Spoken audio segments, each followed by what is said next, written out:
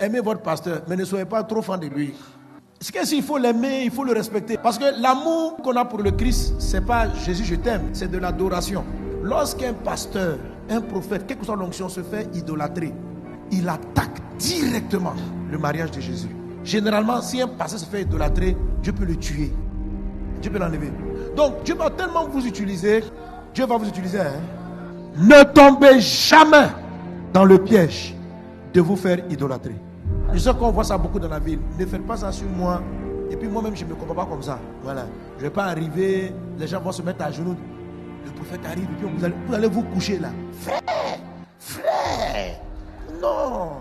Quand tes genoux sont pliés, quand tu es couché là, c'est devant Jésus. Alléluia. Il est le seul digne. Est-ce que tu comprends ce français là? Lui seul, personne d'autre est digne de recevoir les honneurs, la gloire, la puissance, la louange.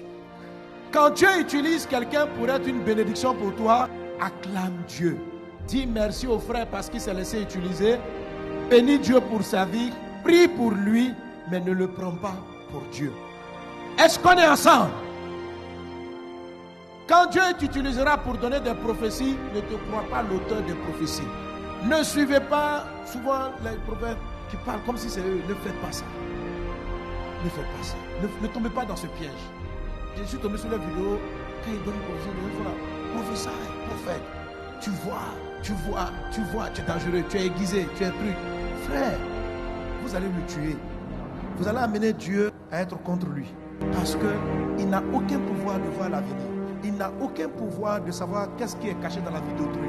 Il n'a aucun pouvoir. C'est Dieu qui lui a donné ce don pour s'occuper de son épouse avant qu'il vienne la chercher.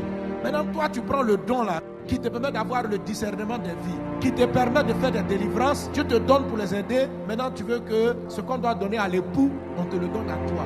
Que les gens t'acclament, que les gens se prosternent devant toi, que les personnes t'apprécient, t'admirent. Non! Christ seul doit être honoré. Christ seul doit être admiré. Christ seul doit être élevé. Je suis là pour élever Jésus. Je suis là pour que le nom de Christ soit glorifié. Je suis là pour que le nom de Christ soit proclamé. Je suis un serviteur de Jésus. J'appartiens à Jésus. Je prêche Jésus. Que Dieu me garde de me prêcher dans la vie. Que Dieu me garde de parler de moi-même. Je ne sais rien faire. Tout ce que j'ai vient de lui. Ce que je dis vient de lui. Il est l'auteur de ces prophéties qui arrivent. Il est l'auteur des miracles, des aveugles qui voient. Moi, je ne sais pas guérir. Moi, j'étais à Daloa, un petit musulman. Je n'ai jamais vu un aveugle voir. C'est lui qui a mis sa grâce et les aveugles voient. C'est lui qui fait marcher le paralytique. C'est lui qui fait voir les aveugles. C'est lui qui accorde la révélation de la parole et la parole te bénit. C'est lui qui donne le message. Il est le Saint-Esprit. Il est Dieu. Il a le tout pouvoir. C'est lui. C'est lui qui vient et qui délivre les captifs. C'est lui qui chasse les démons. Qui sommes-nous pour partager sa gloire? Il est l'auteur de nos dons. Il peut se lever et puis éteindre notre voix. C'est lui qui nous donne une belle voix. C'est lui qui ouvre les opportunités. C'est lui. Il est l'auteur de tout. Même quand les gens te considèrent. Moi, quand j'écoute certains prédicateurs prêcher, ils prêchent nettement mieux. Mais tu vois que Dieu trouve des portes. Parce que même ouvrir des portes, c'est la grâce. Tu peux être hyper talentueux, mais c'est la grâce qui élève. C'est la grâce qui ouvre les portes. C'est la grâce qui fait ça. Tout est grâce. Oh, mes amis, j'en suis très conscient. J'en suis très conscient. Et je vous en supplie par la compassion de Christ, Dieu va vous élever. Soyez toujours conscients. Élevons Jésus.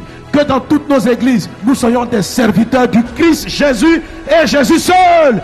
Que dans toutes nos maisons, dans toutes les assemblées, nous soyons prosternés devant le roi des rois et que nos vies élèvent Jésus. Que Dieu ne trouve pas dans vase d'honneur, dans sa vie, des concurrents de sa gloire.